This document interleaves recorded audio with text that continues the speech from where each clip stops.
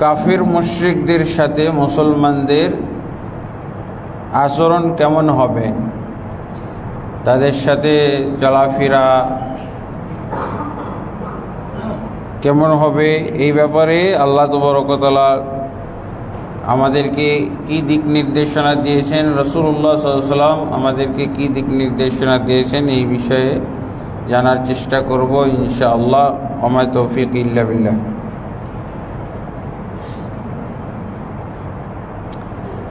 সূরা মুমতাহিনা থেকে আমি একটি আয়াত তেলাওয়াত করেছি, সেটা ৮ নম্বর আয়াত।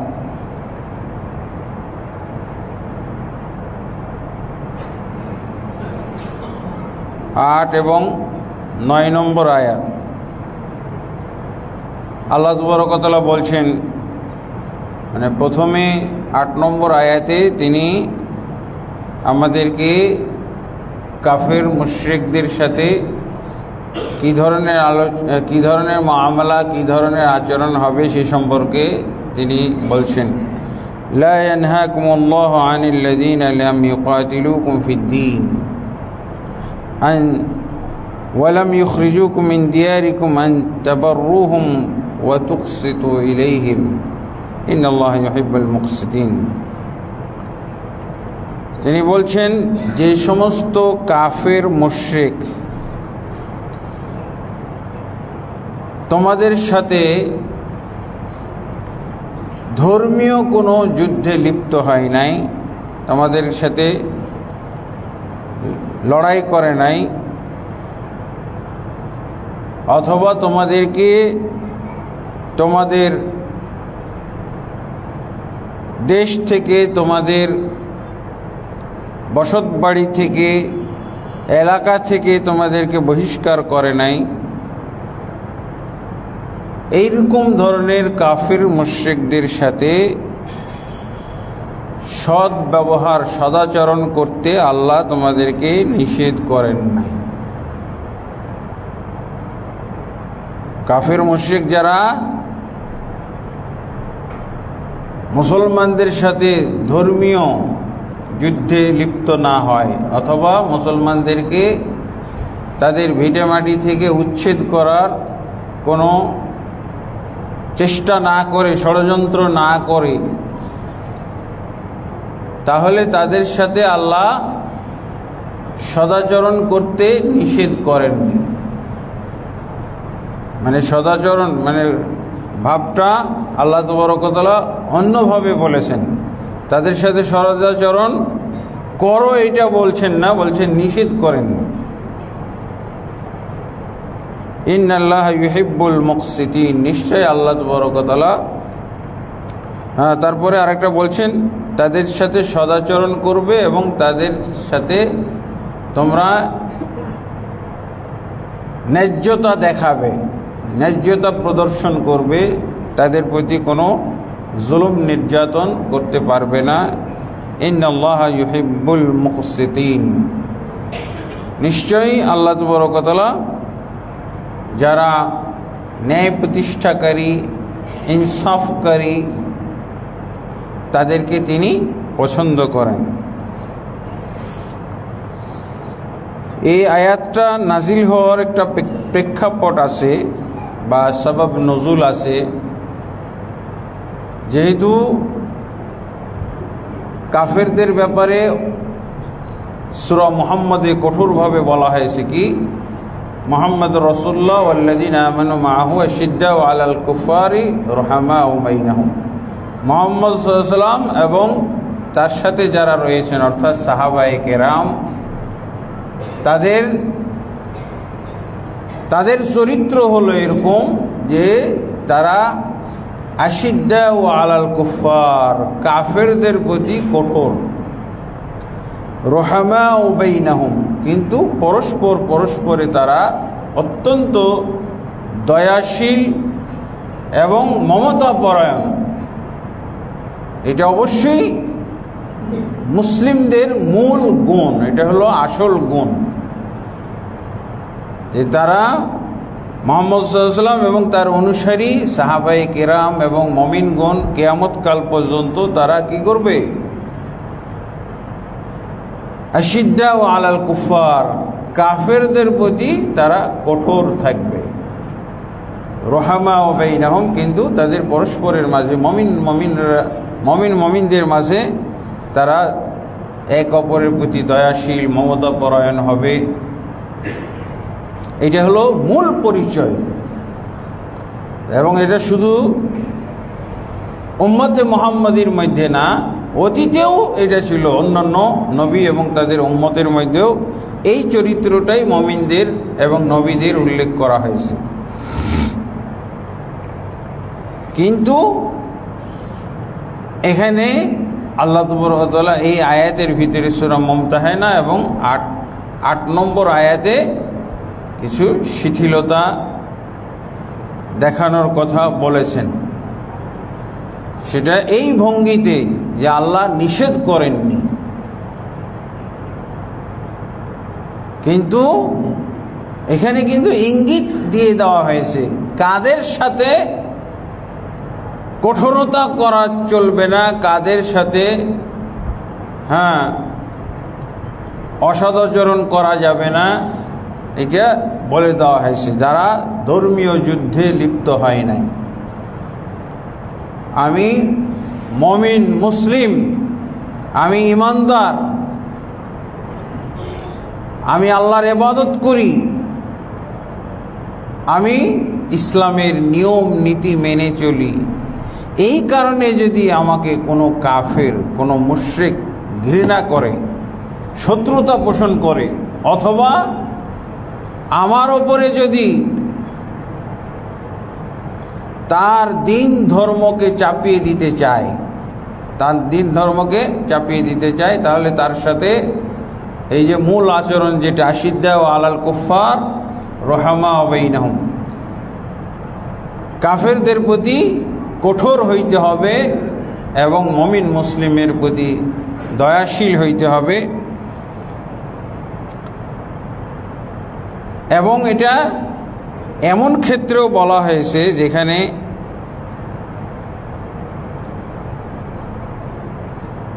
নিজের আত্মীয় যদি হয়, কাফের যদি নিজের আত্মীয় হয়, পিতা হোক, মাতা হোক, ভাই হোক, বোন হোক, স্বামী হোক, স্ত্রী হোক, তারাও যদি কাফের অবস্থায় থাকে, তাহলে তাদের প্রতিও কঠোর হইতে বলা হয়েছে যদি তারা ধর্মীয় ক্ষেত্রে আমাদের সাথে লড়াইয়ে লিপ্ত হয়, বিরোধে লিপ্ত হয়, তাহলে তাদের সাথেও রূঢ় আচরণ করতে বলা হয়েছে, তাদের সাথেও শত্রুতা পোষণ করতে বলা হয়েছে। এই মর্মে অনেক আয়াত আছে, এটাই হলো। কিন্তু এই আয়াতটা নাজিল হওয়ার প্রেক্ষাপট হলো আসমা বিনতু আবি বকর। এখানে ইবনে কাসির রহমাতুল্লাহ আলাইহি নিয়ে এসেছেন আসমা বিনতু আবি বকর। আবু বকর রাদিয়াল্লাহু আনহুর মেয়ে আসমা, বড় মেয়ে আসমা, যার মায়ের নাম ছিল কাতিলা, আর আয়েশা রাদিয়াল্লাহু আনহার মায়ের নাম হলো উম্মু রুম্মান। তো মদিনাতে বেড়াইতে আসছিলেন, কাফের হোক, মুশরিক হোক, মুসলমান হোক, সবার মধ্যে তো এই সন্তানের প্রতি দরদ, সন্তানের প্রতি ভালোবাসা, যদিও ধর্ম আলাদা হয়ে গেছে। কাতিলা আসমা বিনতু আবি বকর, তার মা এখনো কাফের অবস্থায় আছে, কিন্তু আসমা তিনি তো মুসলিমা এবং হিজরত করেও চলে এসেছেন,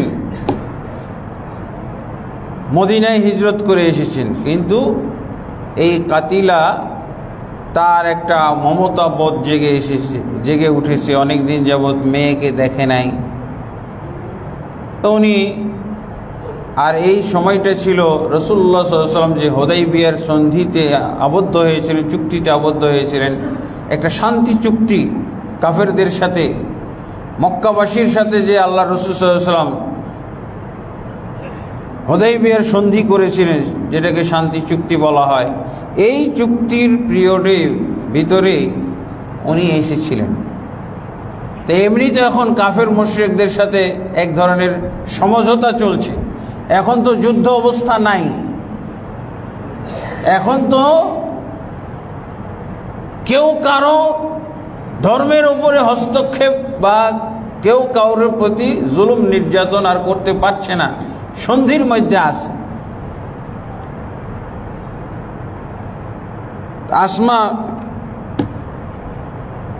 আসমার জন্য তার মা অনেক খাবার দাবার, অনেক হাদিয়া, যেমন মা যেমন মেয়ের বাড়ি, আমাদের সংস্কৃতি তো আছে, তাই না? মা বাবা যখন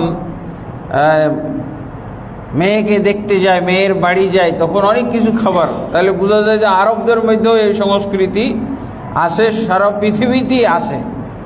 তো ওই কাতিলা অনেক খাবার দাবার নিয়ে উনি মদিনায় এসে উপস্থিত।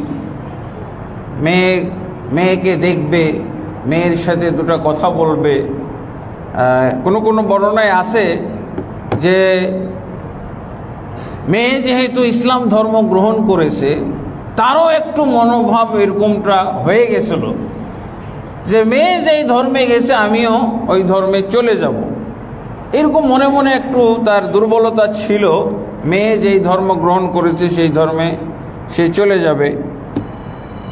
তারপরে তো কার ধর্ম গ্রহণ করেছে? মুহাম্মদ সাল্লাল্লাহু আলাইহি সাল্লাম।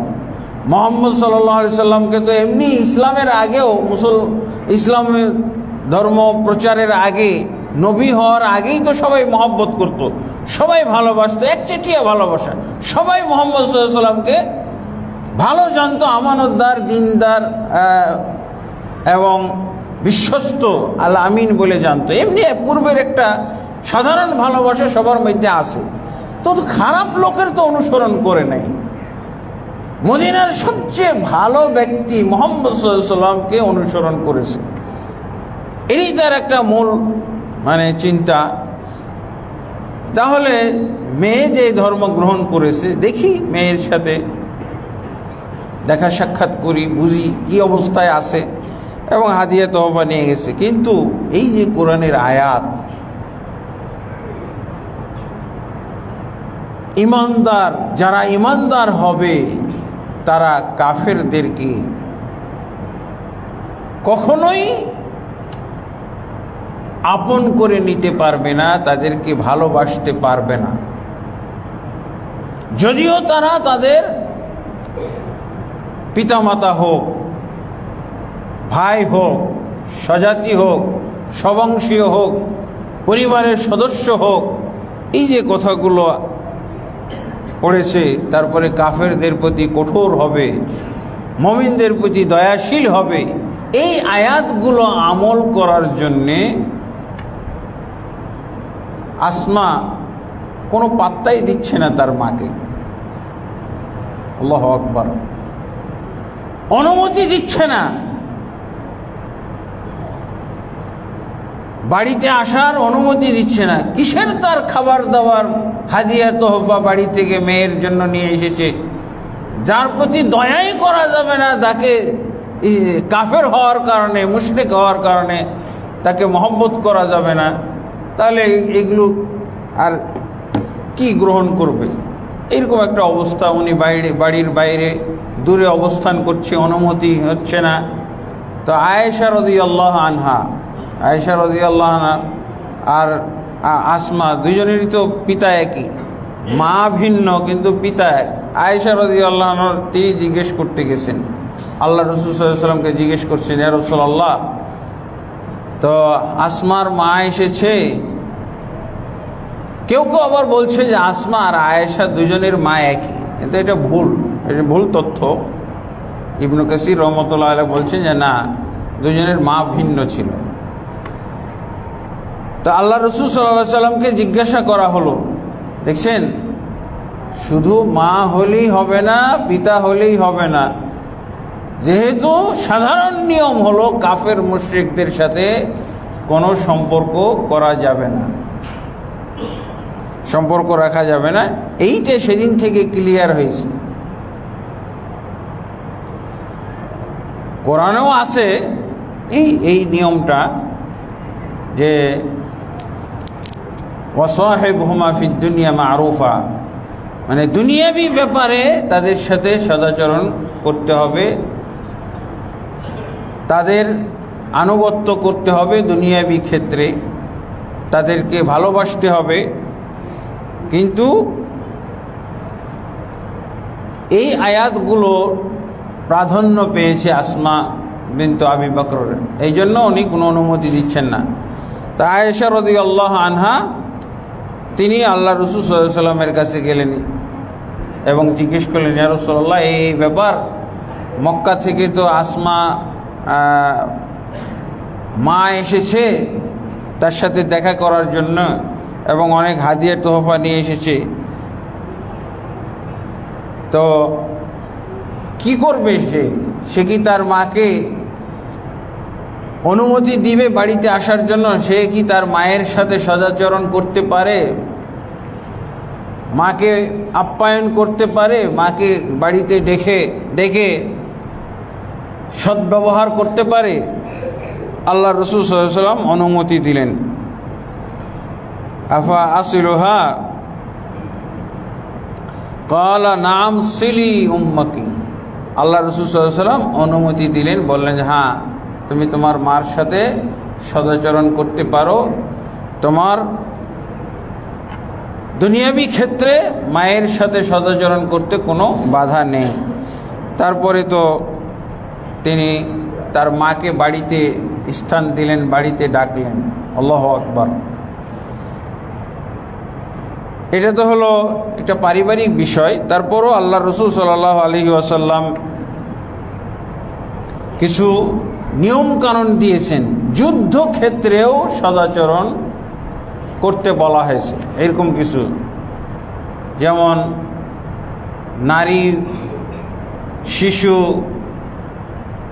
তারপরে বয়স্ক যারা যুদ্ধ করার ক্ষমতা রাখে না, তারা এই অবস্থাতেও আল্লাহ রাসূল সাল্লাল্লাহু আলাইহি ওয়াসাল্লাম তাদের প্রতি এইরকম সদাচরণ দেখাইতে বলেছেন যে যুদ্ধের মাঠে হলেও, চলমান যুদ্ধ, এই অবস্থাতেও সদাচরণ করতে হবে যাদের মধ্যে এই যোগ্যতা নাই, যুদ্ধ করার যোগ্যতা নাই, যেমন মহিলা, শিশু, বৃদ্ধ। অনেক সময় কাফের মুশরিকরা কঠিন যুদ্ধ করার জন্যে সবাইকে নিয়ে আসতো, সবাইকে নিয়ে বাড়ি থেকে আসতো, যাতে করে কোনো বাড়িতে ফিরে যাওয়ার আকর্ষণটাই না থাকে। বাড়িতে যত আবাল বৃদ্ধ বনিতা সবাইকে যুদ্ধের মাঠে নিয়ে আসতো, মাকে নিয়ে আসতো, বৃদ্ধ বাবাকে নিয়ে আসতো, মাকে নিয়ে আসতো, ওই দুধের সন্তানকে নিয়ে আসতো, যাতে যুদ্ধের মাঠ থেকে এদের মায়ায় পালিয়ে না যায়, যেন মরণপণ যুদ্ধ করে। কারণ আমরা হয়তো বলতে পারি যে এই শিশুরা আবার কোথা থেকে আসলো যুদ্ধের মাঠে, চলমান যুদ্ধ, শিশু কোথায় পাওয়া গেল, মহিলা কোথায় পাওয়া গেল?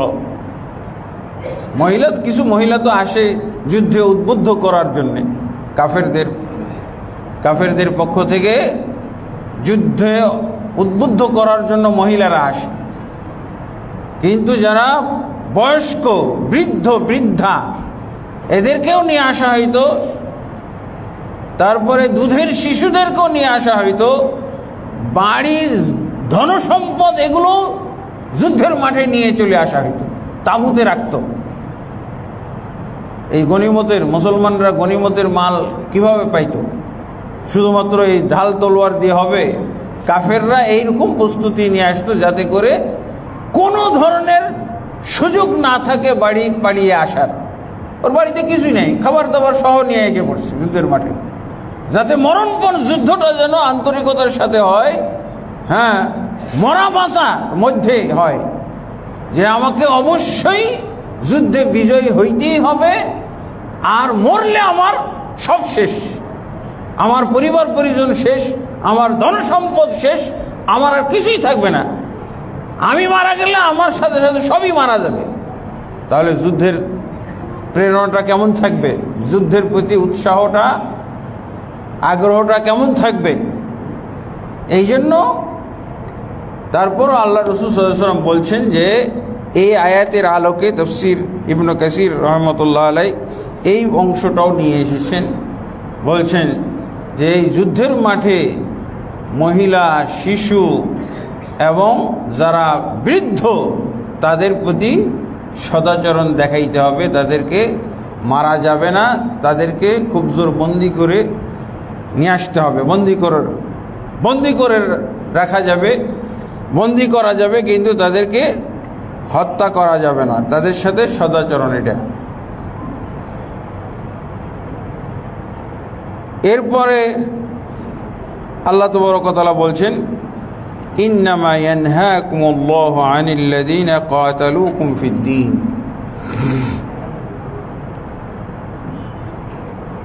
শুধু তোমাদেরকে নিষেধ করেছেন আল্লাহ তাবারক ওয়া তাআলা ওই ব্যক্তিদের সাথে সদাচরণ করতে যারা তোমাদের সাথে ধর্মীয় যুদ্ধে লিপ্ত হয়।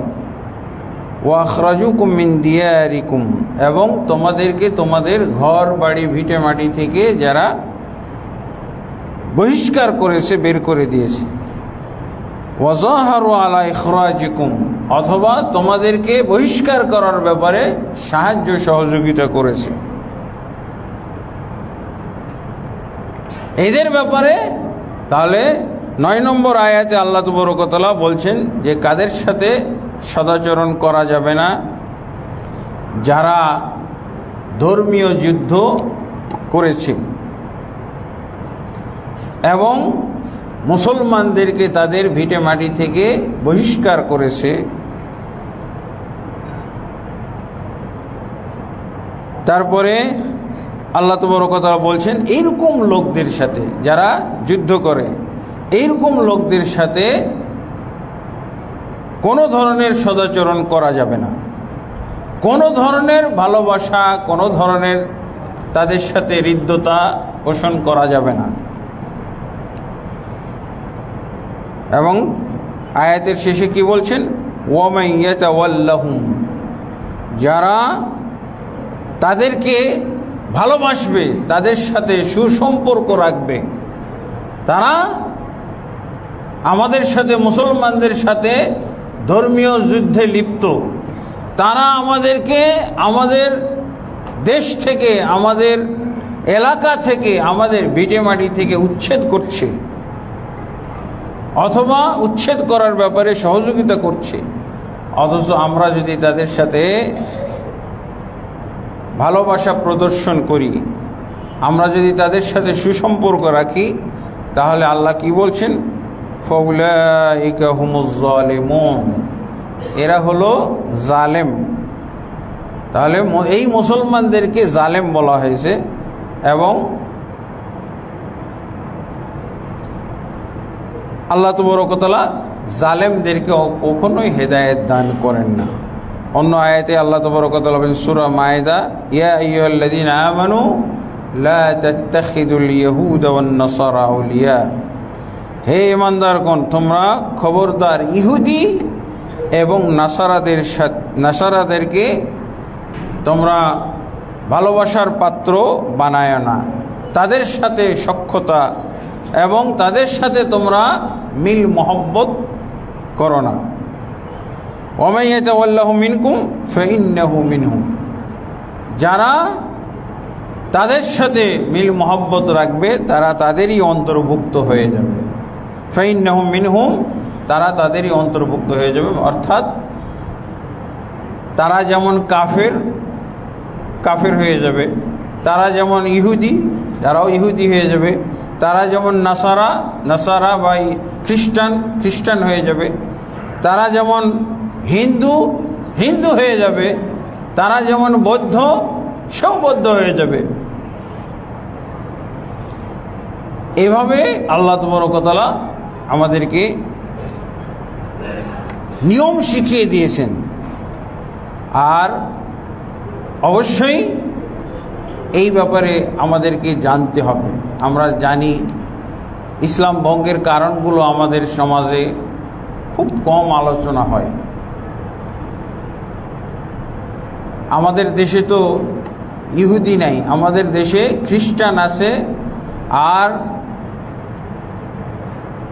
মুশরিক খ্রিস্টান, আর এদিকে কি আছে, হিন্দু আছে এবং বৌদ্ধ আছে। আর ইহুদিরা কিন্তু আমাদের দেশে নাই, কিন্তু ইহুদিদের সংস্কৃতি, ইহুদিদের চালচলন, ইহুদিদের রীতিনীতি, ইহুদিদের কালচার আমাদের দেশে আছে, কিন্তু ইহুদি আমাদের দেশে নাই। ইহুদিদের নিয়ম আছে, আর ইহুদিরা হলো সবচেয়ে হিংসুটে। এটার ব্যাপারে আল্লাহ তাবারক ওয়া তাআলা তো কোরআনে উল্লেখ করেছেন, লা তাজিদান্না আশাদ্দান নাসি আদাওয়াতান লিল্লাযিনা আমানুল ইয়াহুদ। তিনি বলছেন যারা মুমিন মুসলিম তাদের সাথে সবচেয়ে বেশি কঠিন শত্রুতা করে থাকে কারা? যারা ইহুদি। আল্লাহ নিজেই বলছেন যে ইহুদিরা হলো মুসলমানদের সবচেয়ে বড় শত্রু। সূরা মায়েদারই এটা 82 নম্বর আয়াত। ইহুদি জাতি, যদিও তাদেরকে আহলে কিতাব বলা হয়েছে, আহলে কিতাব, অথচ আল্লাহ তাবারক ওয়া তাআলা এই আহলে কিতাব, আর আমরাও কিন্তু একদিক থেকে আহলে কিতাব। আহলে কিতাব বলতে যাদের উপরে আসমানি কিতাব নাজিল হয়েছে। ইহুদিদের উপরে তো 2টা আসমানি কিতাব বা অনেক আসমানি কিতাব নাজিল হয়েছে। তার মধ্যে উল্লেখযোগ্য হলো এই যে তাওরাত ইনজিল, এটা ইহুদি খ্রিস্টানদের উপরে নাজিল হয়েছিল। মুসা এবং ঈসা আলাইহিস সালাতু ওয়াস সালামের উপরে নাজিল হয়েছিল। এছাড়াও সোহফে মুসা আলাইহিস সালাতু ওয়াস সালামের প্রতি সোহফ, মানে ছোট ছোট আকারে আরও কিছু কিতাব নাজিল হয়েছিল সেগুলো। অথচ এই আহলে কিতাব, আমরাও একদিক থেকে আহলে কিতাব, আমাদের উপরও কিতাব নাজিল হয়েছে। আল কোরআনুল কারীম রাসূলুল্লাহ সাল্লাল্লাহু আলাইহি ওয়াসাল্লাম আমাদের মাঝে নিয়ে এসেছিলেন, আমাদেরকে আল কোরআনুল কারীম দিয়ে গেছেন। অথচ কিতাবধারী এবং আমরা আখিরি নবীর উম্মত হওয়া সত্ত্বেও ইহুদিরা আমাদের মুসলমানদের প্রতি সবচেয়ে বেশি কঠোর, সবচেয়ে বেশি শত্রুতা করে, এটা আল্লাহ জানিয়ে দিয়েছেন। এবং এটা রাসূলুল্লাহ সাল্লাল্লাহু আলাইহি ওয়াসাল্লামের যুগেও রাসূল সাল্লাল্লাহু আলাইহি ওয়াসাল্লাম অনুভব করেছিলেন।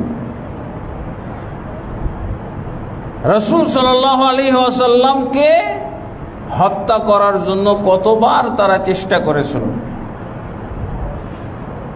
ইহুদিদের ষড়যন্ত্র, মারাত্মক ষড়যন্ত্র, যদিও একসময় ইহুদিদের সাথে আল্লাহ রাসূল সাল্লাল্লাহু আলাইহি ওয়াসাল্লাম চুক্তিবদ্ধ হয়েছিলেন, কিন্তু তাদের চরিত্র হলো তারা চুক্তি রাখতে পারে না। এটা হলো ইহুদিদের একটা সবচেয়ে জঘন্যতম একটা, মানে এত মিথ্যুক জাতি, এত বর্বর এবং এত কঠোর জাতি।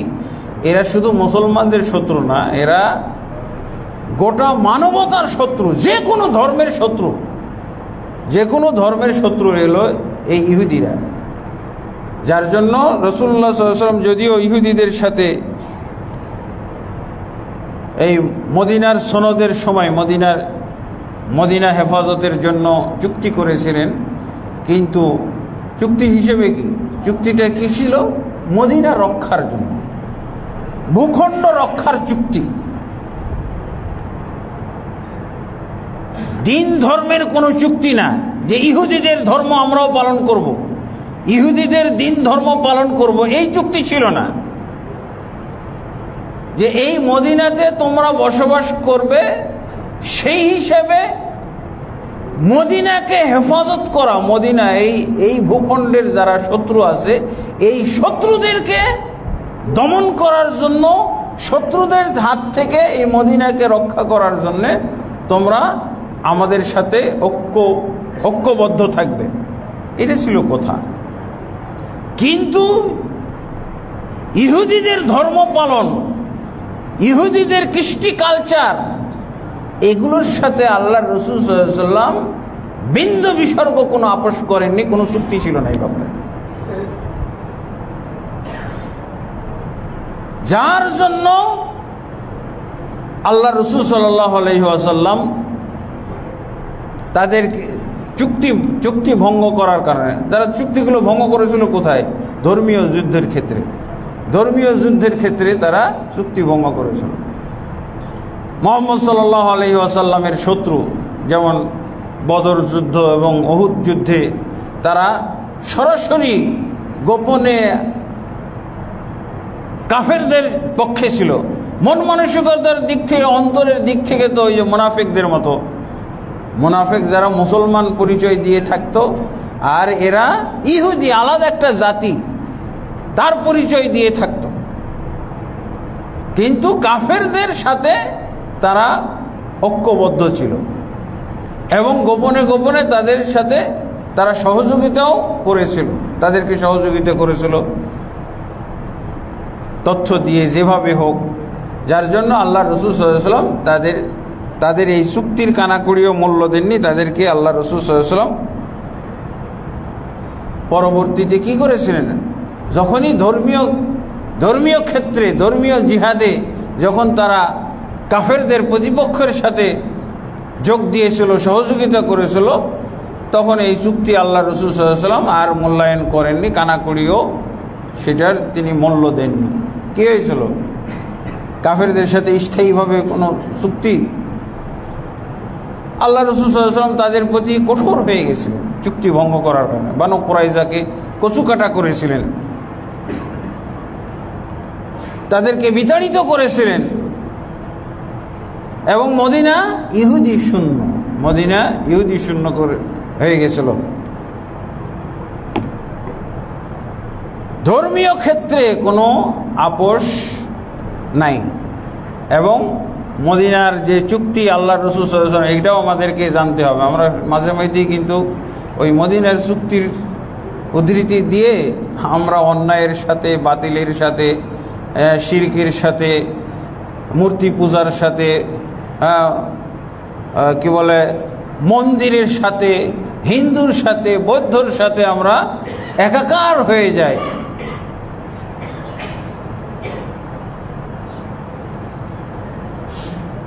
সবসময় জানতে হবে ইসলামের যত চুক্তি হয়েছে প্রত্যেকটা হলো ইসলামের স্বার্থে, মুসলমানের স্বার্থে, ইসলামকে ঠকানোর জন্য, ইসলামের লস হবে, ইসলামের ক্ষতি হবে, মুসলমানদের ক্ষতি হবে, এইরকম কোনো চিন্তা নিয়ে কোনো চুক্তি করা হয়নি। সবসময় মুসলমানরা লাভবান থাকবে এরকম চুক্তি করেছেন। কেন? যে ইহুদিদের সাথে আল্লাহ রাসূল সাল্লাল্লাহু আলাইহি ওয়াসাল্লাম মদিনার সনদ যে দোহাই দিয়ে থাকে, সেই ইহুদিরা কি ছিল, থাকতে পারছে? আছে। তাদেরকে উচ্ছেদ করা হয়েছে, তাদেরকে বিতাড়িত, প্রথমে মদিনা থেকে খয়বর থেকে তাদেরকে একেবারে বিতাড়িত করা হয়,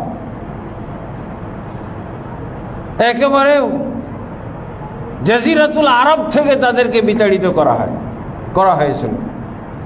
আমরা মনে করি বাস এতটুকু খালি আমরা পেয়ে গেছি যে রাসূলুল্লাহ সাল্লাল্লাহু আলাইহি ওয়াসাল্লাম বিধর্মীদের সাথে বা ইহুদিদের সাথে বা কাফের মুশরিকদের সাথে চুক্তি করেছিলেন। এটা জেনে রাখতে হবে যে এগুলো সব চুক্তির লাগাম রাসূল সাল্লাল্লাহু আলাইহি ওয়াসাল্লামের হাতে ছিল। চুক্তির লাগাম কার হাতে ছিল? রাসূল সাল্লাল্লাহু আলাইহি ওয়াসাল্লামের সাথে।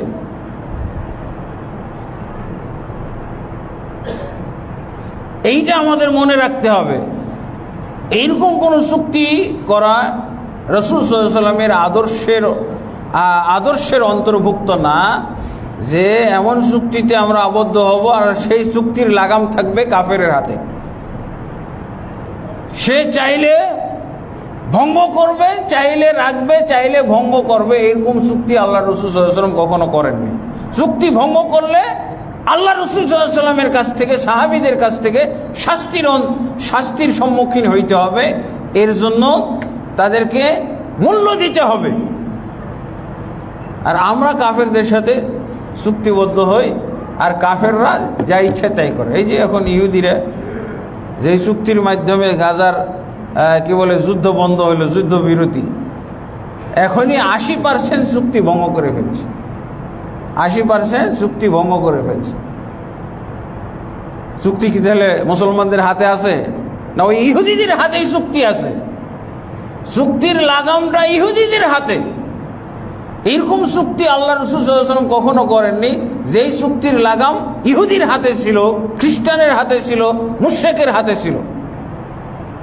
চুক্তি ভঙ্গ করলে তাদেরকে শাস্তি দেওয়া হয়েছে, তাদের বিরুদ্ধে অ্যাকশন নেওয়া হয়েছে, এবং এই চুক্তি ভঙ্গ তাদের জন্য ক্ষতিকারক হয়েছে। তাহলে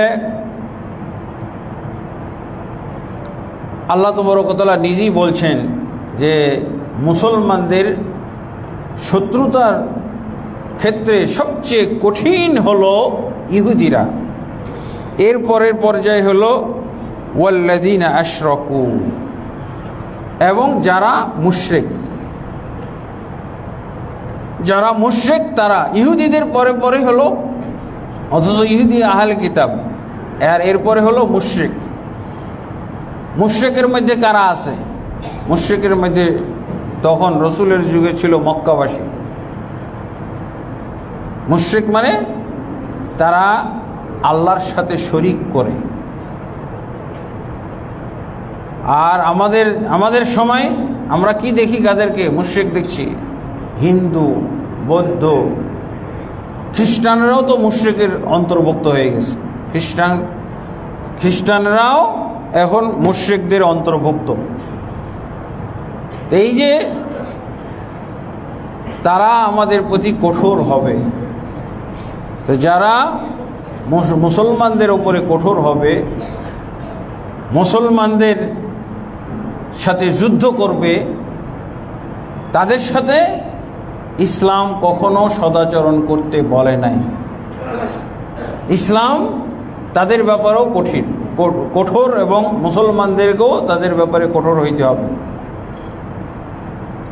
অথচ আমরা বর্তমান যুগে কি দেখছি? আমরা ওইসব দোহাই দিয়ে রাসূল সাল্লাল্লাহু আলাইহি ওয়াসাল্লাম কাফের মুশরিকদের সাথে চুক্তি করেছিলেন, এই চুক্তি সেই চুক্তি দিয়ে আমরা কি করতেছি? এই হিন্দুদের সাথে মিশে একাকার হয়ে যাচ্ছি। নাউযুবিল্লাহ, হিন্দুদের সাথে একাকার হয়ে যাচ্ছি। কিসের স্বার্থ আমার? ওটা তো ছিল মদিনা রক্ষার স্বার্থে আল্লাহ রাসূল সাল্লাল্লাহু আলাইহি ওয়াসাল্লাম ইহুদিদের সাথে চুক্তি করেছিলেন। আর আমরা কি করতেছি? ভোটের স্বার্থে। কখনো ইসলামী স্বার্থ বিসর্জন দিয়ে কোনো মুশরিকের সাথে মিলমিশ করা যাবে না। এটা হলো রাসূল সাল্লাল্লাহু আলাইহি ওয়াসাল্লামের আদর্শ। আমি চুক্তি করে যদি তাকে ইসলামে আনতে পারি, তার সাথে চুক্তি করি, আমি ইসলামের বিন্দুমাত্র কিছু বিসর্জন দিয়ে না, আমার ইসলাম সম্পূর্ণ নিরাপদ রেখে, ঈমান ইসলামকে সম্পূর্ণ নিরাপদ রেখে আমি যদি তাকে আনতে পারি, আমি যখন তার মূর্তি পূজার সাথে ঐক্যমত পোষণ করলাম, আমি যখন তার মূর্তি পূজায় শরীক হয়ে গেলাম, আমি যখন তার মন্দিরে গেলাম, তখন কি আমি আর মুসলমান থাকলাম নাকি? আমি তো ফাহুয়া মিনহুম, তাদের অন্তর্ভুক্ত হয়ে গেলাম। মান তাশাব্বাহা বিকওমিন ফাহুয়া মিনহুম। আল্লাহ রাসূল সাল্লাল্লাহু আলাইহি ওয়াসাল্লাম বলছেন, যে ব্যক্তি কোনো বিধর্মী জাতির সাদৃশ্যতা পোষণ করবে শুধু, আল্লাহ রাসূল সাল্লাল্লাহু আলাইহি ওয়াসাল্লাম বলছেন সে তাদের অন্তর্ভুক্ত হয়ে যাবে, সে তাদের অন্তর্ভুক্ত হয়ে যাবে। অথচ আল্লাহ রাসূল সাল্লাল্লাহু আলাইহি ওয়াসাল্লাম তিনি আমাদেরকে যে শিক্ষা দিয়েছেন, সেই শিক্ষাটা কি? আল্লাহ রাসূল সাল্লাল্লাহু আলাইহি ওয়াসাল্লাম কাফের মুশরিকদের ব্যাপারে কত কঠিন ছিল। ইসলামী স্বার্থ,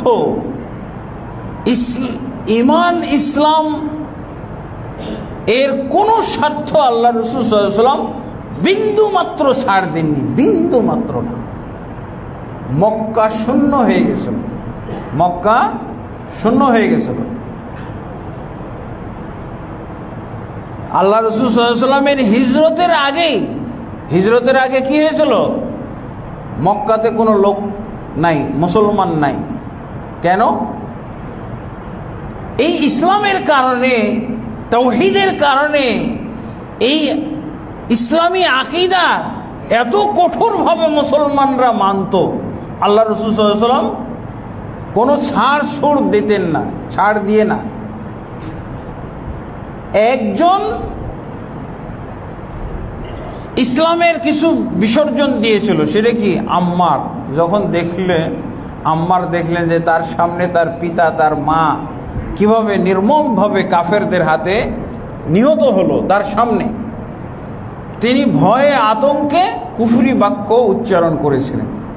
কিন্তু এটা রাসূলের কাছ থেকে পূর্ব কোনো অনুমতি ছিল না। আল্লাহ রাসূল কিন্তু কাউকে প্রচার করেননি, কাউকে বলে দেননি যে দেখো বেশি যখন নির্যাতন হবে তখন তোমরা কাফের হয়ে যাও, তোমরা কিছু কুফরি বাক্য, কিছু কুফরি কাজ করে ফেলো।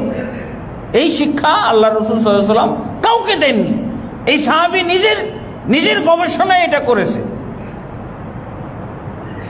কিন্তু কাউকেও আল্লাহ রাসূল শিক্ষা দেননি। বেলালকেও বলেননি, যখন এই বেলাল যখন বেশি মাইর হয়ে যাবে, যখন সহ্য করতে পারো তখন বাদ দিয়ে দিও, আহাদ শব্দ বাদ দিয়ে দিও, হোবাল বলছে মাইরটা যখন বেশি কঠিন হয়ে যাবে, কড়া হয়ে যাবে, আর সহ্য করতে পারতেছে না, তখন তুমি লাত, মানাত, উজ্জা, হোবাল এগুলো বলো। আল্লাহ রাসূল শিখাইছিলেন। সেই বেলাল রাদিয়াল্লাহু আনহু একেবারে মৃত্যুর দ্বার প্রান্ত পর্যন্ত গেছে, তারপরও তার মুখ দিয়ে আহাদ ছুটে নেয়, আল্লাহ এক, আল্লাহ এক। এর অর্থ কি? যে না, আমি লাত, মানাত, উজ্জা, হুবাল, তোমরা যেই মূর্তিগুলোকে মানো, যেই দেবদেবীদেরকে মানো, এগুলোর সাথে আমার কোনো আপোষ নাই, মানতেই আছে, আহাদ বলতেই আছে, এক আল্লাহ, এক আল্লাহ। কারণ এই শিক্ষাটা রাসূলের শিক্ষা নাই। রাসূল সাল্লাল্লাহু আলাইহি ওয়াসাল্লাম বিন্দু মাত্র ছাড় দেওয়ার কোনো ধরনের সুযোগ দিয়ে রাখেননি। কি আল্লাহ রাসূল সাল্লাল্লাহু আলাইহি ওয়াসাল্লাম কি নিয়ম করেছিলেন? যদি তুমি সহ্য না করতে পারো, নির্যাতন সহ্য না করতে পারো, তাহলে পালিয়ে যাও, হিজরত করো। কি বলছে? মূর্তি পূজা করতে বলেছে। আর আমরা ভোটের জন্য আগে ভাগি, ডাকে নাই, আমি নিজের থেকেই সব দলবল নিয়ে প্রস্তুত হয়ে চলে যাই, যে মূর্তি হয় চলো দেখি এরা যদি ভোটটা দেয়, ইন্না লিল্লাহি ইন্না ইলাইহি রাজিউন। আপনার এই ভোট পাওয়া তো অবৈধ হয়ে যাবে, হারাম হয়ে যাবে। আল্লাহ রাসূল ছাড় দিয়েছেন? ছাড় না দিয়ে আল্লাহ রাসূল কি ছাড় দিয়েছেন? যে তুমি ছেড়ে দিতে পারো মক্কা ছেড়ে চলে যাও, এই পবিত্র ভূমি। এই আমাদের বাংলাদেশের মতো অপবিত্র ভূমি নাকি? খালি মাজারের ভূমি, কবরের ভূমি, শিরকের ভূমি, বেদাতের ভূমি, হ্যাঁ? কি 12 আউলিয়ার ভূমি, 300 আউলিয়ার ভূমি, নাউজুবিল্লাহ, তাওহীদের ভূমি, সুন্নাহর ভূমি, ইসলামের ভূমি, কেউ বলেও না। এই নাপাক জায়গাটার জন্য আপনার এত দরদ, এই ক্ষমতার জন্য এত দরদ। আল্লাহ রাসূল সাল্লাল্লাহু আলাইহি ওয়াসাল্লাম দেখেন, আল্লাহ রাসূল ছাড় দিতে বলছেন। কি বললেন? নির্যাতন, তাওহীদ, দ্বীনের, ইসলামের কোনো কিছুই তুমি বিসর্জন দিতে পারবে না, দরকার হলে তুমি পালিয়ে যাও, হিজরত করে পালিয়ে যাও। তুমি যেখানে পারতেছো না সেখান থেকে তুমি পালিয়ে যাও। তবুও তাদের সাথে কোনো ধরনের আপোষ করা যাবে না। কিসের ক্ষেত্রে? ধর্মীয় ক্ষেত্রে। পালিয়ে যেতে যেতে যেতে কি হলো? মক্কা তো একেবারেই শূন্য হওয়ার পথে। আল্লাহ রাসূল সাল্লাল্লাহু আলাইহি ওয়াসাল্লাম তারা পরে গবেষণা করলো, আর রাহিকুল মখতুমের মধ্যে লিখছেন, আল্লাহ রাসূল সাল্লাল্লাহু আলাইহি ওয়াসাল্লামের বিরুদ্ধে এই যে হত্যার পর্বটা আসলো কখন? হত্যার পর্ব আসলো কখন?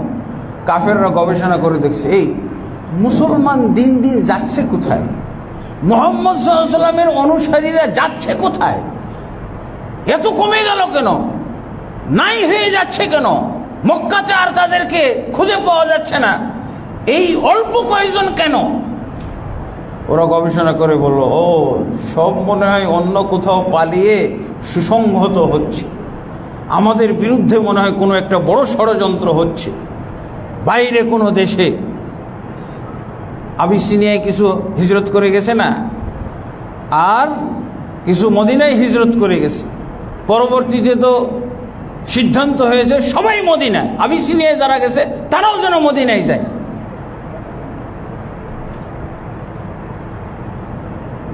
ব্যক্তি পালিয়ে যাবে, কিন্তু ব্যক্তি ইসলামের কিছু রেখে যাবে না, তাদের কাছে জমা দিবে না যে আসো তোমাদের কিছু পূজা করে দিই, ভোটটা খালি দিও। হ্যাঁ, ওরা জীবনের বিনিময়েও বলে নাই যে আমরা তোমাদের মূর্তির কাছে তোমাদের মূর্তির কাছে একদিনের জন্য, এক সেকেন্ডের জন্য যাব, এই কথাটা বলে নাই। জীবনের বিনিময়, জীবনের হুমকি ছিল তাদের, আর আমাদের ভোটের হুমকি। তারা জীবনের হুমকিতেও বলে নাই যে আমরা আপোষ করলাম, চলো দুই একদিন পূজা করে দিব। এটা তো প্রস্তাব সূরা কাফিরুন নাযিল হওয়ার তো একটা কারণ আছেই, এটা তো কারণ খালি কিতাবে আছে, বাইরে বের হইতে দেই না, সমাজে বের হইতে দেই না আমরা। সূরা কাফিরুন ভালো করে পড়েন, সূরা কাফিরুনটা পড়েন। আমাদের দেশে তো সূরা কাফিরুনের শুধু 6 নম্বর আয়াতটা বের হইতে পারছে, সমাজে সূরা কাফিরুনের 6 নম্বর আয়াত শুধু বের হওয়ার অনুমতি দেওয়া হয়েছে। সূরা কাফিরুনের বাকি 5টা আয়াতকে অবরুদ্ধ রাখা হয়েছে। এই গণতন্ত্রের এই নিয়মের তালা দিয়ে অবরুদ্ধ করে রাখা হয়েছে, বন্দী করে রাখা হয়েছে সূরা কাফিরুনের 5টা আয়াত। আমরা এতেও খুশি। এই যে বাকি 5টা আয়াতকে যে মুক্ত করতে হবে, আমরা নিজেরাই ওই জেলখানায় ঢুকতেছি, যেই জেলখানায় সূরা কাফিরুনের 5টা আয়াত বন্দী আছে, আমরা মুসলমানরাও দলে দলে পালে পালে ঢুকতেছি ওখানে। আর এই বক্তব্য, এই খুতবা দিলেও নাকি দোষ। কোন খুতবা দিলে ভালো হইতো, যে না ঠিক আছে ভোটের জন্য এটা জায়েজ আছে, করেন আপনারা, সাড়ম্বরে আপনারা মূর্তি পূজা, দুর্গা পূজা করুন, এইটা বললে ঠিক আছে খুতবা। হ্যাঁ, স্বাগত জানাচ্ছি, এগুলো বললে খুব ভালো হয়। নাউজুবিল্লাহ, কি হবে? আমাদের দুর্ভাগ্য, রাসূলুল্লাহ গবেষণা করে কি পাওয়া গেল, যে এখন অল্প কয়েকজন আছে, মুহাম্মদ সাল্লাল্লাহু আলাইহি ওয়াসাল্লাম সহ ওমরও চলে গেছে। এখন 4 খলিফার মধ্যে কে আছে? আলী আর আবু বকর। ওমর ওসমান পালিয়ে গেছে, আলী আছে, আবু বকর রাদিয়াল্লাহু আনহু আছে। 4 খলিফার 2 জনই নাই, আরো বহু মুসলমান চলে গেছে।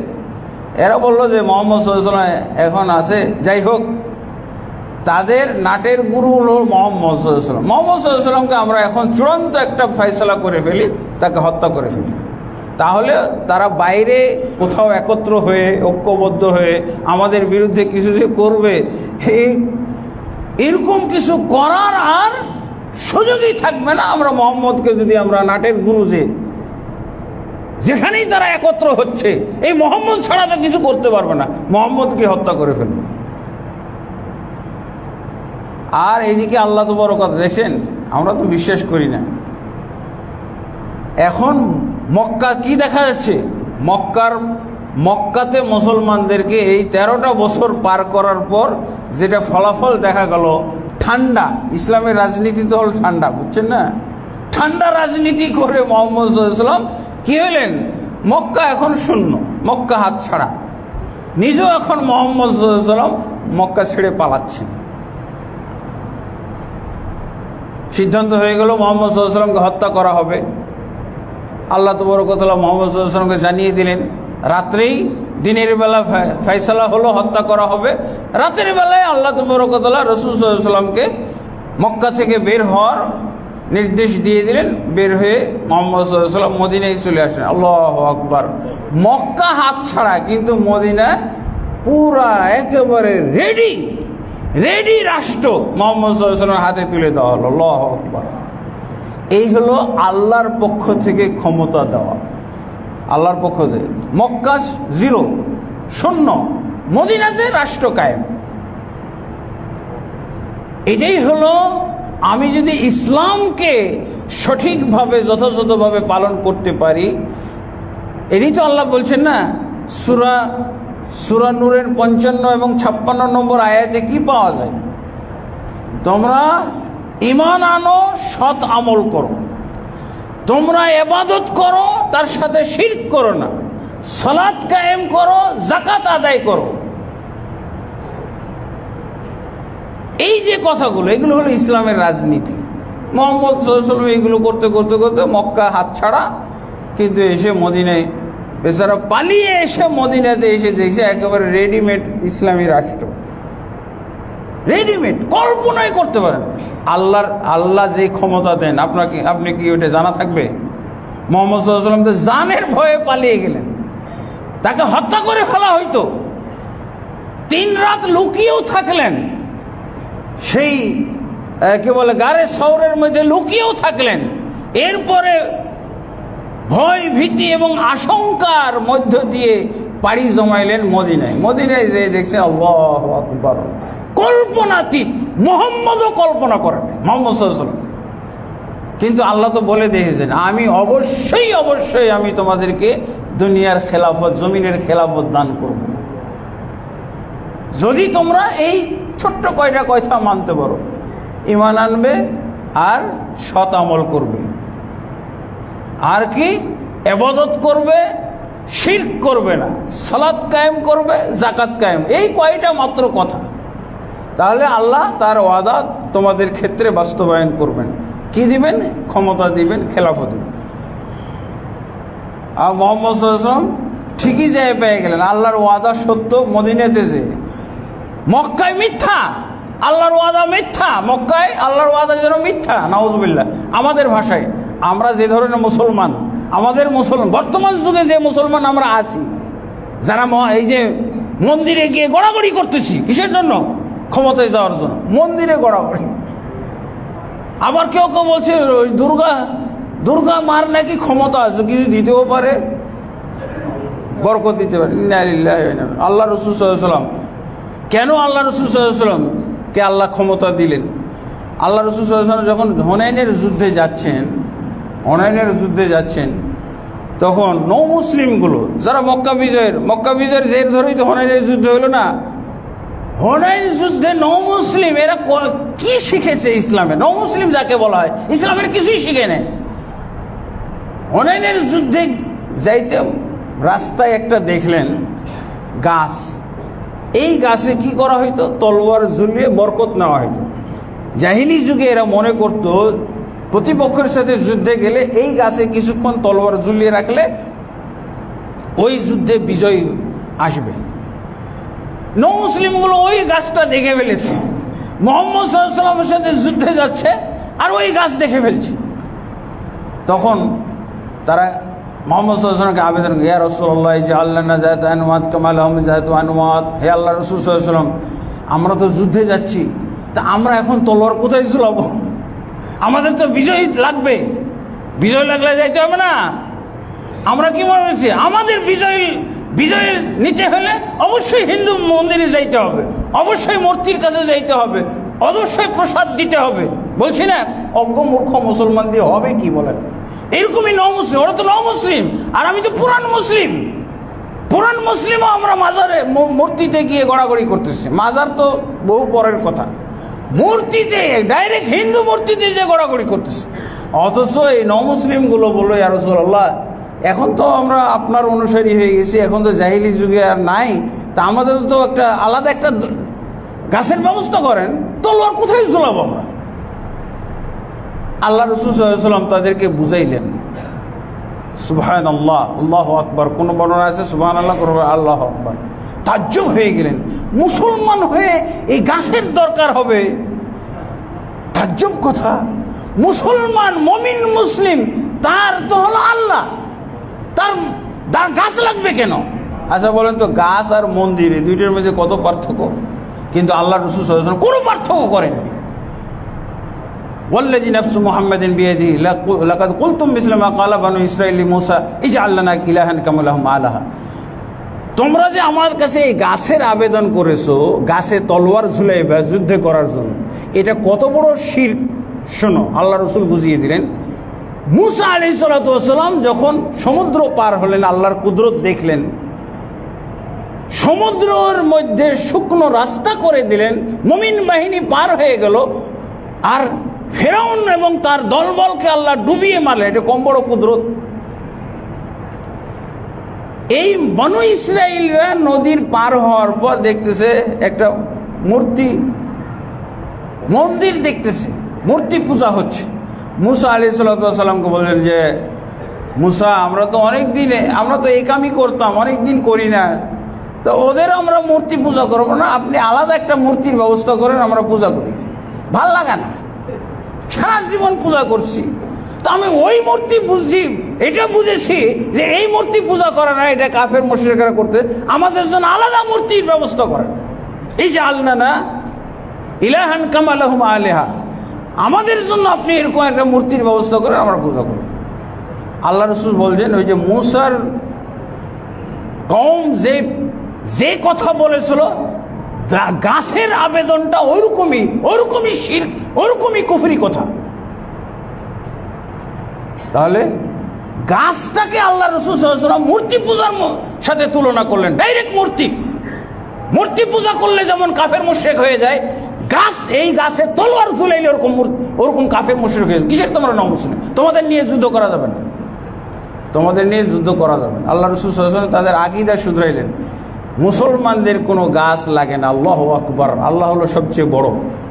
তাদের অতএব মুসলমানদের গাছ লাগবে না। মুসলমানদের গাছ লাগবে? গাছ লাগবে না রাসূল বলছেন। আর আমি কেমন মুসলমান, আমার মেলে মূর্তিও লাগবে, আমার মেলে মাজারও লাগবে, আমার নাকি ওদের সাথে প্রসাদও খাইতে হবে। নাউযুবিল্লাহ। আল্লাহ রাসূল সাল্লাল্লাহু আলাইহি ওয়াসাল্লামকে এক ব্যক্তি বলছে, ইয়া রাসূলুল্লাহ, আমি বোয়ানা নামক জায়গায় আমার এই যে উটটা জবাই করতে চাই, বোয়ানা নামক জায়গায়। এই শোনো, বোয়ানা জায়গাটার আমি কিছু পরিচয় জানি।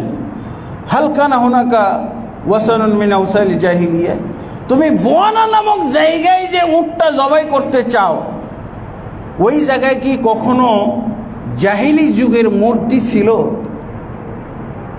আল্লাহর জন্য সে কুরবানি করবে একটা উট, কিন্তু বোয়ানা নামক জায়গায়, বোয়ানা নামক জায়গায় আল্লাহ রাসূল সেটাও খোঁজ নিলেন যে ওই জায়গায় কি অতীতে কখনো মূর্তি ছিল। বলা হলো না, ওখানে কোনো মূর্তি কোনো সময় ছিল না। আল্লাহ রাসূল এটা জানতে চাইলেন যে ওর কি ওই মূর্তি পূজা তো ছেড়েছে, এখন তারপরেও কোনো মহব্বত আছে কি না। হ্যাঁ, তারপরে যা বলা হলো না, ওখানে কোনো মূর্তি ছিল না। এরপরে যে হালকানা হুনাকা ঈদুম মিন আয়াদিল জাহিলিয়া, ওখানে কিন্তু জাহিলি যুগের কোনো ঈদ ছিল, মানে উৎসব হইতো। তার মানে উৎসব থাকলেও আল্লাহ রাসূল সাল্লাল্লাহু আলাইহি ওয়াসাল্লাম অনুমতি দিচ্ছেন না। আল্লাহ তাবারক ওয়া তাআলার মাধ্যমে, আল্লাহ তাবারক ওয়া তাআলার কাছ থেকে যদি আমরা সাহায্য চাই, তো মুসলমান মুমিন, সত্যিকার মুমিন মুসলিম হইতে হবে। এরকম ভ্রান্ত, এরকম মুরতাদ মার্কা, এরকম কাফের মার্কা মুসলমান হওয়া যাবে না। দাড়ি টাড়ি লাগিয়ে কত সুন্দর করে দাড়িতে মেহেন্দি লাগিয়ে দেখে ওলি আল্লাহ হুজুর লাগতেছে, আর যে মূর্তিতে গোড়াগড়ি করতেছে, কি ভোটটা চাওয়ার জন্য। ইন্না লিল্লাহি ওয়া ইন্না ইলাইহি রাজিউন। আল্লাহ পরাজিত করবে, আল্লাহ অবশ্যই ধ্বংস করে দিবে। আল্লাহ তাবারক ওয়া তাআলা সাহায্য চাইতে হলে তাওহীদের মাধ্যমে, তাওহীদের ওসিলায় সাহায্য চাইতে হবে দ্বীনের উপরে। দেখেন কিভাবে মক্কা শূন্য হয়ে গেল। আপনার দৃষ্টিতে তো কি আমরা পরাজিত? যুগ যুগ ধরে 80 বছর, 90 বছর ধরে, 120 বছর যাবত আমরা চেষ্টা করতেছি, পাইতেছি না। তা কি করবেন আপনি? কুফরির সাথে আপোষ করবেন? আপনি আপনার ঈমানকে কুরবানি দিবেন? আপনি ধ্বংস হবেন।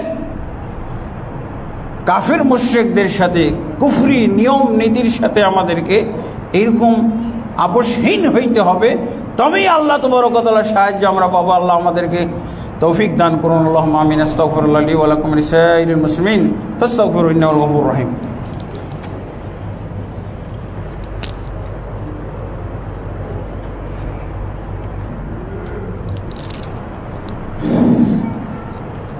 الحمد لله رب العالمين، الصلاة والسلام على أشرف الأنبياء والمرسلين نبينا محمد وعلى آله وصحبه أجمعين. أما بعد، فأعوذ بالله من الشيطان الرجيم. إن الله وملائكته يصلون على النبي يا أيها الذين آمنوا صلوا عليه وسلموا تسليما. اللهم صل على محمد وعلى آل محمد كما صليت على إبراهيم وعلى آل إبراهيم إنك حميد مجيد. اللهم بارك على محمد وعلى آل محمد كما باركت على إبراهيم وعلى آل إبراهيم إنك حميد مجيد. اللهم أصلح لنا ديننا الذي هو عصمة أمرنا